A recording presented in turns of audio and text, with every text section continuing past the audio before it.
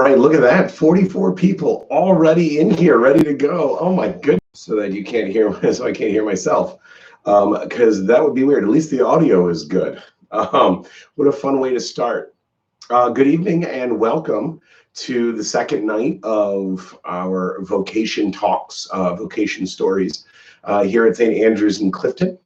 He decided he wanted to become a priest and how he felt God's call on his heart. And tonight you'll hear mine, and then tomorrow you'll hear from our seminary. You'll start to hear from our already seeing a lot of good evenings and hellos. So hello right back.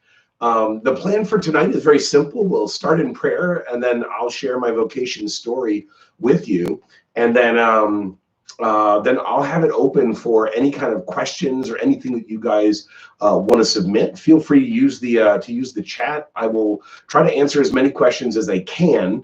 I obviously certainly keep them in the realm of good spirit. I mean, this isn't really like an opportunity to troll Father Bresnahan or like to get him or anything. I'll do what I can to answer every question, and I'm happy to give you anything I can. Anything I can. If I can provide a spiritual insight, if I can give a reflection on something, if there's something you've always wanted to know about the church and just didn't know who to ask or what the forum was, feel free, have at it. That's why I'm here.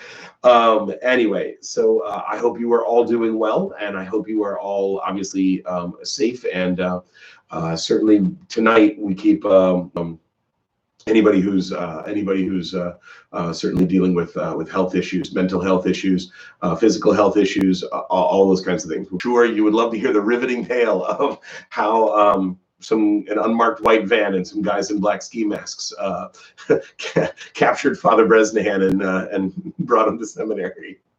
All right, let's begin. In the name of the Father, and of the Son, and of the Holy Spirit. Amen. Good and gracious God, we thank you for the gift of vocation. We thank you for the many ways in which you demonstrate to us your love for us, and in calling us first for love, for charity, for peace, for patience and kindness. And may you draw all of us a little bit closer to you each day in knowledge of you and in love of you. We ask all this through the intercession of your Blessed Mother. As together we pray, Hail Mary, full of grace, the Lord is with thee. Blessed art thou among the Holy Spirit. Amen.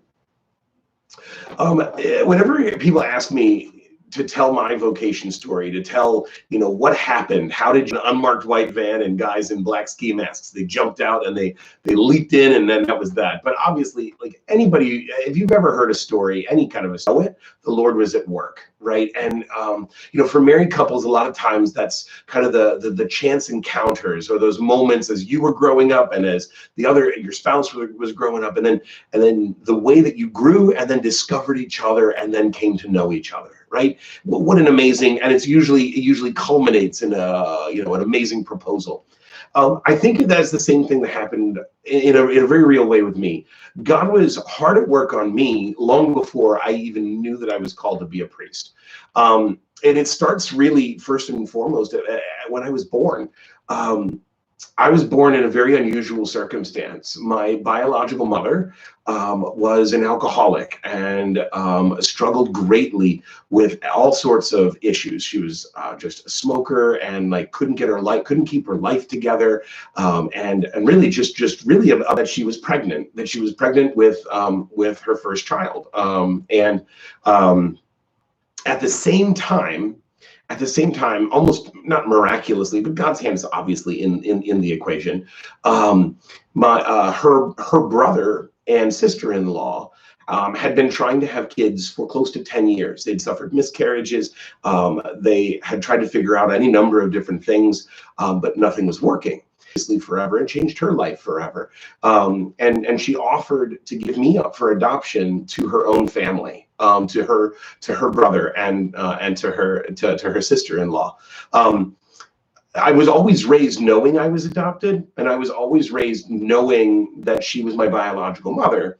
But it was never like weird. It was never like I did something really bad one day, and that's when my parents are like, "Hey, we've got a real secret to tell you." And this is sort of a little side tangent, but amazingly, 4 or 5 years after I was born, she had another child. My dear cousin knew that she would, and so that's the situation that I was born into. In addition, my parents also adopted. Wait, that's really impressive. How is that possible? But now that you know the secret, we're both adopted. But it didn't stop people when we were little, because obviously having a brother who's 5 months older than you, and even though you're adopted, still growing up together, you really, it was such a blessing to be able to have my brother compete with me. We had different gifts and talents. We had different we've moved in different directions. He is the father of two beautiful children, and works in pharmaceuticals, and does an incredible. And about 5 years after about 5 years after I was born, and my brother and I were both adopted, my sister came along. My parents ended up conceiving and had this miracle child, and she is like, you wouldn't even know that we weren't siblings, because we have the same sarcasm, we have the same love of good humor, we like the same foods and kinds of things. And even though she is like we've got totally different personalities, like there's still just a great combination and appreciation for each other. She doesn't know it, but she's done a ton to help me understand and relate to other people. And I don't know that I've ever actually told her. I should probably tell her this, but I'm really grateful for the way that she's shown me, that she's taught me how to be empathetic and how to look out for other people.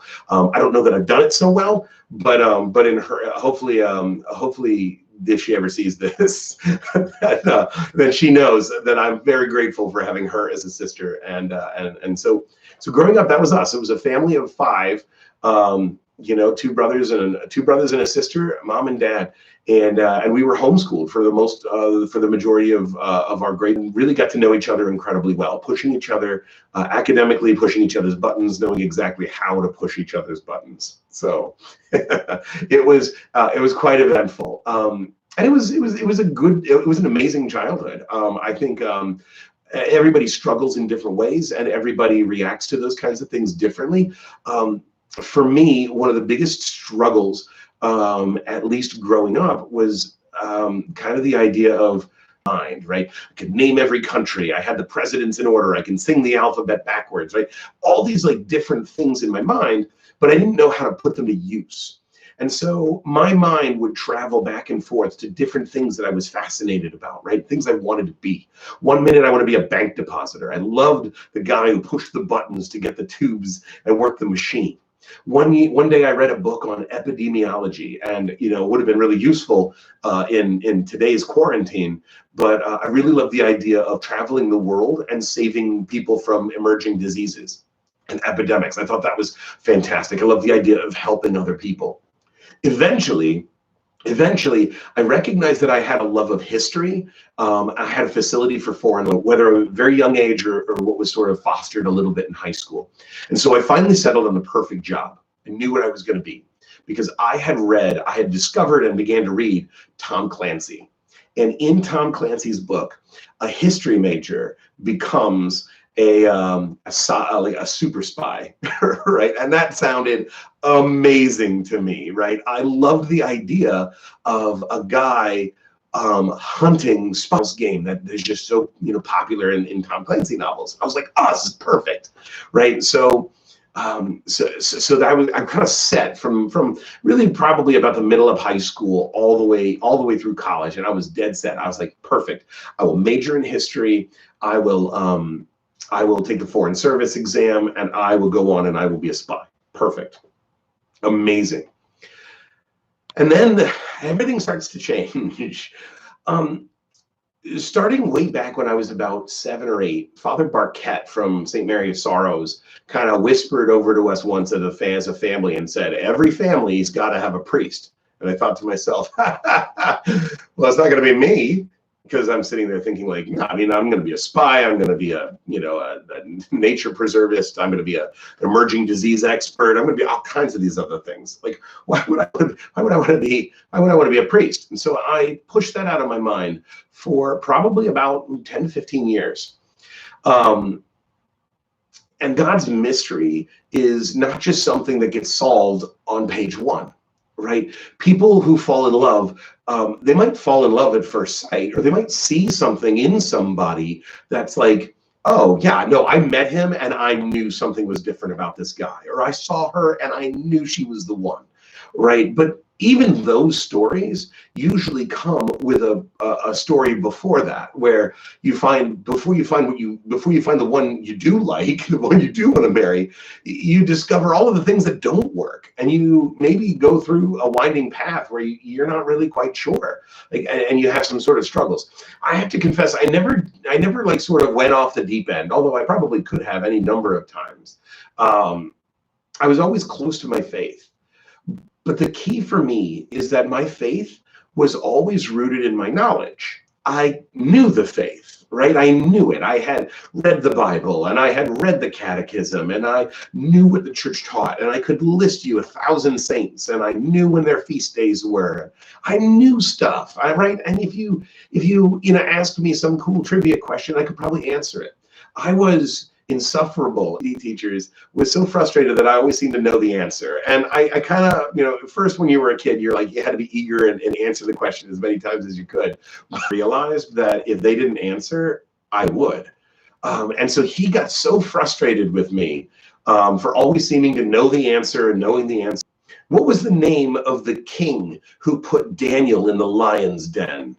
And I looked at him and I just said, oh yeah, that was Nebuchadnezzar. And he like stops and he's shocked and he goes, so that's how you pronounce it.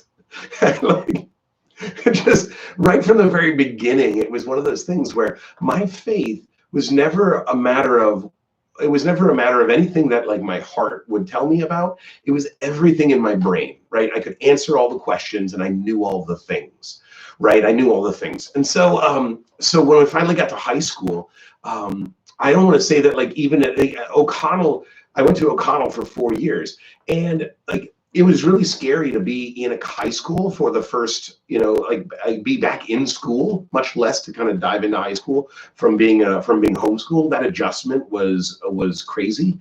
It was insane. But we didn't live near anybody. I lived a street away from one other person who went to the school, and there were maybe 10 of us from the county. I was sort of shielded, I think, in a very real way from a lot of what could be trouble in high school, like even the distractions.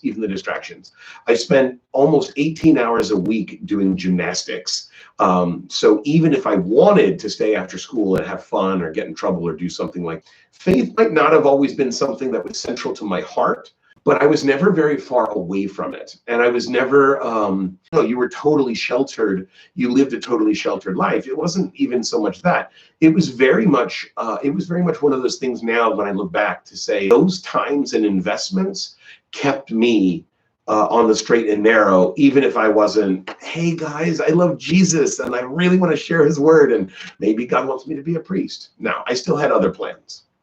All right, I'm gonna take a quick break. But the article is very simply the best Catholic college in America. And I was shocked. I was like, what? There's an article that tells me what the best small college in the middle of Texas called Irving, called the University of Dallas.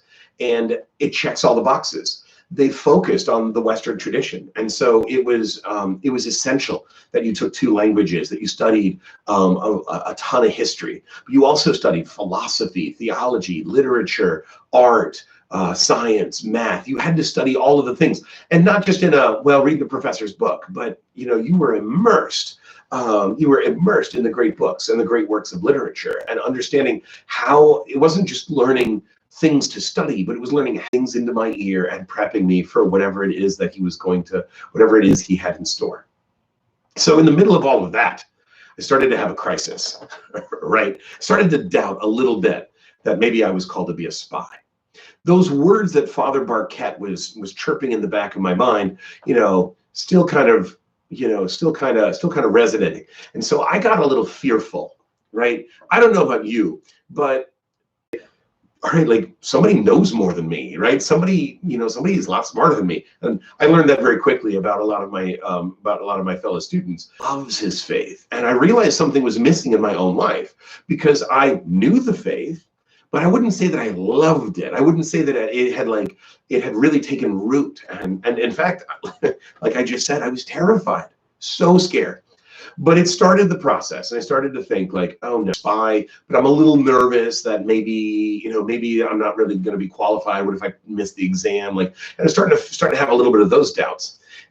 So in my mind, the first thing I heard was include God in my career plans. I didn't know the job was open, right? Very funny, Father. But the reality is that that was my defense mechanism from having to actually be vulnerable and say, oh, maybe I should ask God what I'm supposed. I have no idea what I'm supposed to study. I have no idea what to do. Grad school is starting to loom. The thesis that I'm supposed to write as a senior of 2001. September of 2001, right? About 2 weeks after we get there, September 11th happens, and it gives everybody that soul-searching moment to be able to say, like, oh gosh, like what's going on in my life, right? So there I life, and really just for the first time in my life, not knowing the answer to something. So I found my way into the chapel, right? I found my way into the chapel, and let me tell you guys, when people tell you that they hear the voice of God, most of the time I don't believe them, right? It's not to say that I don't believe that God could talk to you, but in my life, I haven't heard the voice of God except exactly once, right? The rest of it, it's a burning sensation on the heart. It's maybe the peace that I get from doing things. One time I have heard the voice of God. It didn't sound like Morgan Freeman, but it was definitely a phrase. And I know it was God because it's something I would never say. And I very vividly remember going into adoration fall of my junior year. Go into adoration, and I say to myself, I say in my prayer, I say, Lord, what do you want from me? What do you want from me? Yeah, what do you want? What do you want? What do you want from me? What do you want me to do? And I vividly remember hearing the Lord speaking and saying the following phrase, just 2 words, wrong question, wrong question. And the reason I know it was the Lord was because I would never say wrong question. I know all the questions. I know all the answers. I'm an insufferable know-it-all, right? What do you mean wrong question? What do you mean? You're asking me? I was so flabbergasted. And I left adoration that day almost despairing, like, wrong question, what could I possibly do? But I did something, it's probably the only courageous thing I've ever done in my life, and I turned back. I came back the next day, and I went to adoration again, and I started pondering, wrong question. What do you mean, wrong question? And it took me a good solid semester, but by the end of the semester, I started to realize that what the Lord was really saying was that asking the question, what do you want me to do, was the wrong question. The right question, as I learned later, was, who do you want me to be? Who, not what. We are human beings. It's who we are. It's not what we do. What the Lord was asking me was not to consider what job among many jobs to have. What the Lord was asking me was to consider who I was as a person and who I was in relation to him and what that relationship should look like. And then, who is God calling me to be? Is he calling me to be husband and father? Or is he calling me to be a priest, right? That was the first time that those walls came down and they broke, and I realized, oh, but it didn't stop the fear. I'm still terrified. So I started at that point making deals with God. I was like, oh Lord, right? All right, well, let me finish college first, right? Let me finish college first.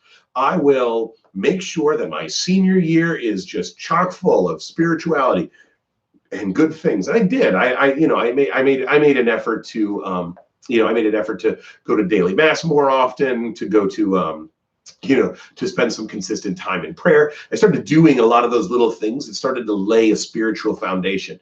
But the things that I definitely didn't do at the time, I didn't call a vocation director. I didn't go on a vocation retreat. I stayed as far away from those things as humanly possible because I wasn't ready.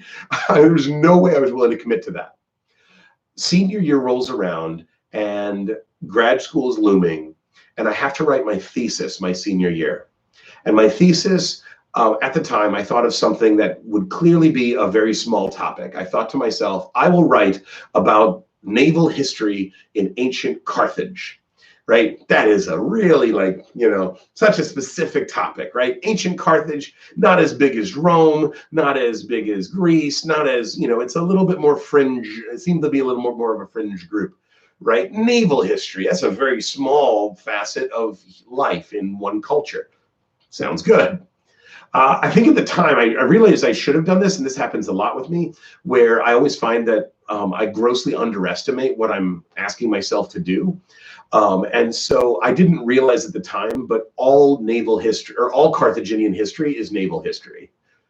And that thesis went from a 35-page nice little treatise to this 80-page behemoth, complete with maps and appendices and all. I mean, I was still writing. It was due on the Monday after Thanksgiving, and I am at my friend's house. Shout out to Jesse Deacon for saving my life there. Still furiously writing and editing the last bits of what I needed to do. It was crazy. I was very disappointed with myself in it. But more importantly, while I did okay, I was exhausted. I was mentally and physically drained from clearly biting off more than I can chew. I had thought I had done all the research. I thought I had done it all. I thought I was like ahead of the game. I didn't realize how far behind I was. And that was a really soul-searching moment for an academic nerd like myself, right? That's, to my mind, that's akin to being the top dog in your pool and then suddenly finding out that in order to swim to qualify for the Olympics, you have to cut your time by like 3 minutes or something like that. I thought it turned out to be a much more impossible task than I thought. Everybody who's run a marathon knows what that looks like, because if you run it for the first time, you never realize how far that run is until you're in the middle of it going, I hate all the decisions that I've made in my life right now. So there I am. All right, there I am. Exhausted, drained, not ready for grad school, still at a loss, still thinking that God was calling me to the priesthood.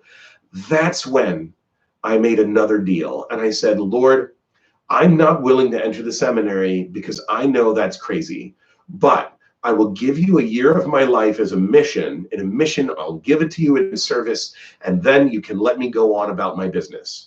And so my roommate, my junior year, had done a program called Net Ministries, and I thought that was the coolest thing. Shout out to Steve Lowe. And Steve showed me it was a great year for him. He said it was the hardest year of your life, but the best year of your life. And I thought to myself, that seems cool. I will spend a year traveling around the country with a group of about 10 people. It'll be a Catholic road trip, right? I get to do some of my favorite things. I get to talk. I get to be exciting. I get to act. I get to, sing and praise. We had it was an insane year. The trials and tribulations that our team had to endure while we were traveling around was incredible. We ended up losing one of our team leaders.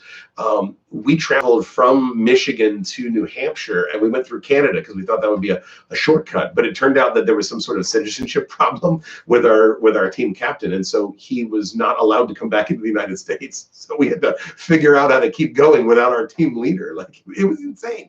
The whole year was crazy. Every day we were meeting a new group of people. Every day we were talking about our faith, and we were sharing it with young people. And every day we would spend an hour in prayer. And every day, if we could, we would make it to Mass.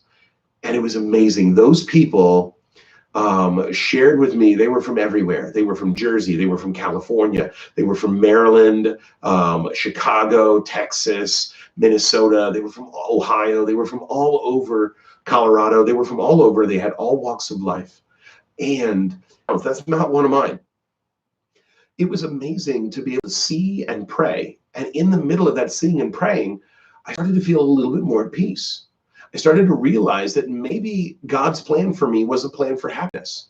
I started reading the lives of the saints. I started not being so afraid to read about the saints who were priests, St. John Vianney, reading about the current Pope, John Paul, right at the time, reading about John Paul, reading and learning and studying, all these things.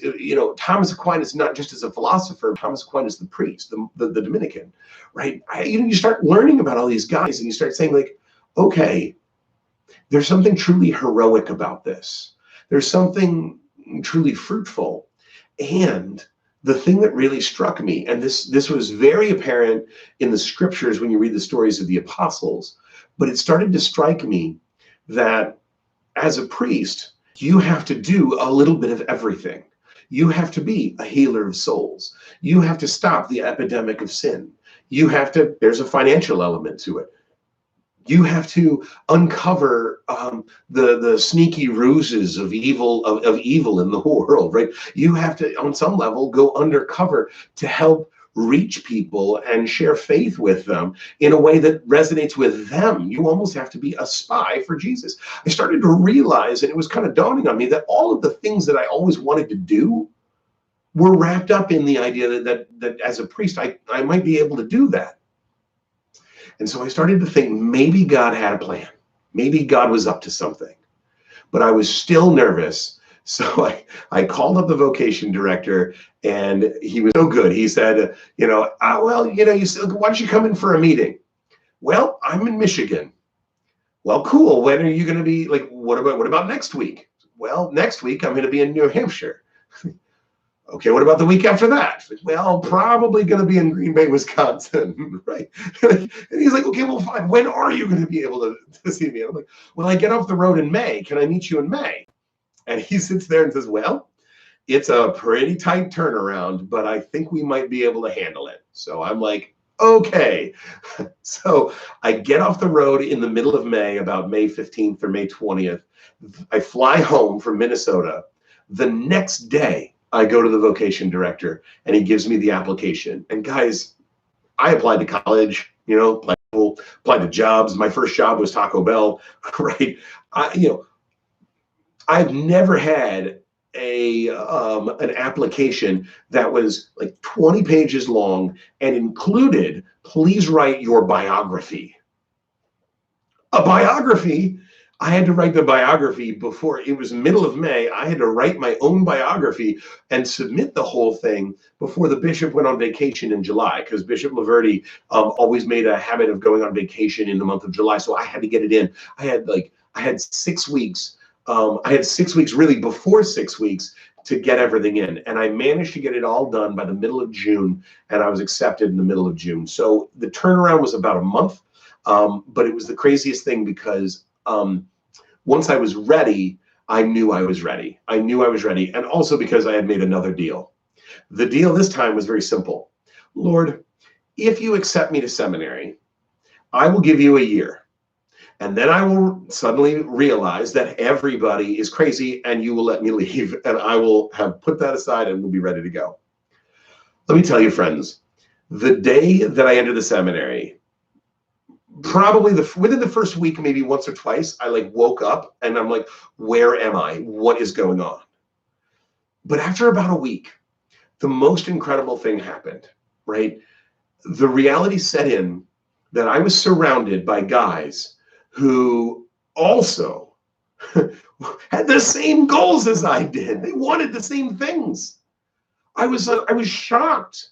I was absolutely flabbergasted that I was surrounded by guys who were business majors and who were, they worked for KPMG, and one was an actual MD doctor, right? And some were out of high school and just figuring their life out. Some had just graduated from college. One guy was the UVA Cavalier. He was going to be the Cavalier next year, but he decided that he wanted to forego his year, and so he entered the seminary, right? Well, these guys are coming from all over, but they all had the same goal. They loved Jesus, and they were trying to figure out what God wanted them, who God wanted them to be. And I realized in that moment that I was going to be okay. And I realized in that moment that being a priest might actually be the thing that was going to fulfill me and bring me happiness.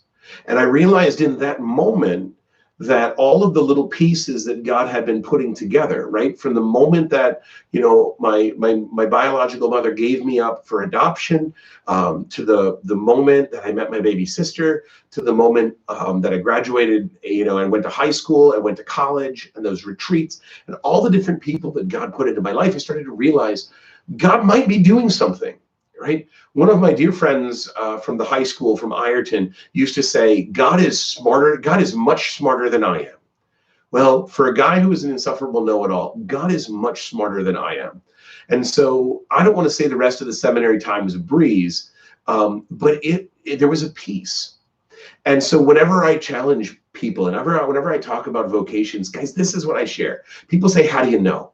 Well, the moment you know is the moment that there is a peace about what you're willing to choose, right? When you can be at peace, when you look at that one guy or that one girl, or you look at religious life, or you look at the priesthood and you say, you know what? There's a peace here. There's a satisfaction that I can have, that I can achieve. I'm not trying to get something more. I'm not still wandering. I'm not like accepting this temporarily while I look around and see what else is good out there, but I'm happy here.